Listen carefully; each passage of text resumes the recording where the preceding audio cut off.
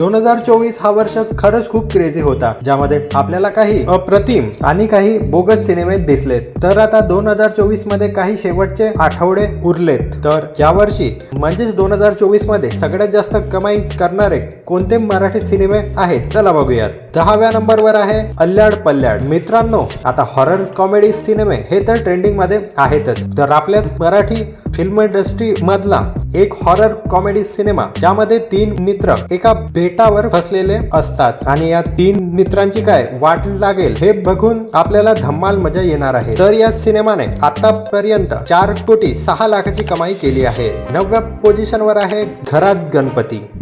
कोकणातील गणपतीचा उत्सव आणि चटपटीत फॅमिली ड्रामा जर आपल्याला बघायचा असेल तर हा सिनेमा आपण आपल्या फॅमिली सोबत नक्की बघू शकता. आणि या सिनेमाची टोटल कमाई 4 कोटी 75 लाखाची आहे. 8व्या नंबरवर आहे फुलवंती सिनेमा. प्राजक्ता माळीचा सुरेख सिनेमा फुलवंती याने टोटल 6 कोटी 70 लाखाची कमाई केली आहे आणि हा चित्रपट मला पर्सनली खूप छान वाटला होता. 7व्या पोझिशनवर आहे धर्मरक्षक महावीर छत्रपती संभाजी महाराज. तर मित्रांनो, हा सिनेमा रिलीज होऊन फक्त एकच आठवडा झालेला आहे, तरी या सिनेमाची तुफान कमाई सुरूच आहे आणि या सिनेमाने टोटल 6 कोटीची कमाई केली आहे. तर ही कमाई हिंदी आणि मराठी या दोन्ही भाषेत हा सिनेमा रिलीज झाल्याने ही कमाई 6 कोटीची आहे आणि ही कमाई आणखी वाढू शकते आणि हा सिनेमा टॉप 5 मध्ये नक्कीच येईल. 6व्या पोझिशनवर आहे शिवरायांचा छावा. या सिनेमाने टोटल 6 कोटी 60 लाखाची कमाई केली आहे आणि मला पर्सनली असं वाटते की या सिनेमापेक्षा जास्त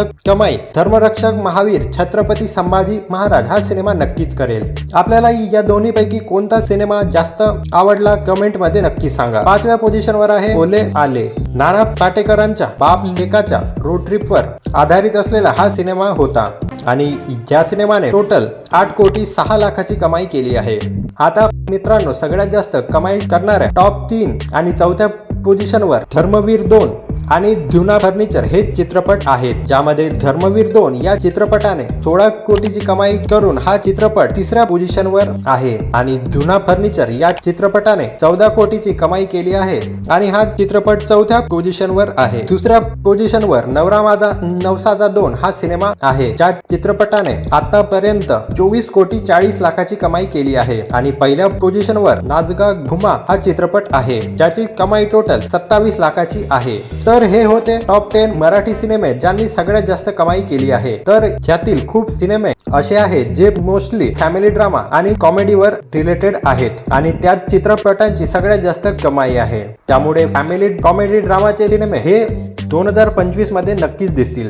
आपल्याला काय वाटते, धर्मरक्षक महावीर छत्रपती संभाजी महाराज हा सिनेमा या वर्षीचा सगळ्यात जास्त कमाई करणारा सिनेमा होईल का? कमेंट मध्ये नक्की सांगा. आणि 2025 मध्ये 100 कोटीची जर कमाई करायची असेल तर कोणत्या सिनेमाचे सिक्वल यायला हवेत हे जाणण्यासाठी वरची व्हिडिओ बघा आणि अशाच तुफान मराठी कंटेंट साठी सबस्क्राईब करा.